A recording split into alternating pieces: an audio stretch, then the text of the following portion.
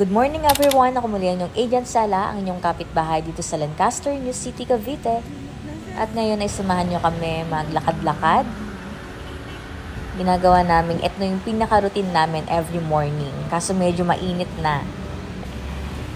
Ayan, yan yung mga shuttle service na umiikot dito sa village ng Lancaster. At dahil wala kaming ulam, dumaan na rin kami dito sa may kanto ng Pasong Kamachile. Malapit lang ito dito sa Lancaster sa may Zone 2. Maraming mga fresh na isda, karne, gulay dito. Kaya naman, sarap ng ulam. Ayan, bumili kami ng mga isda, bumili kami ng mga seafoods.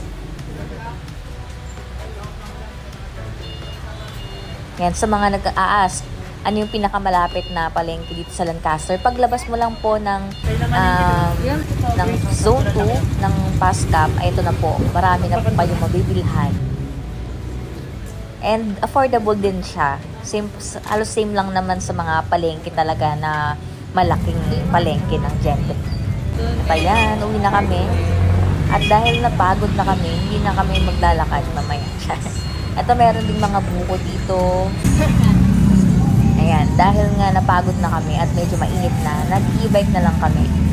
At si husband, ayan siya, napaka-strong, naglakad na lang daw.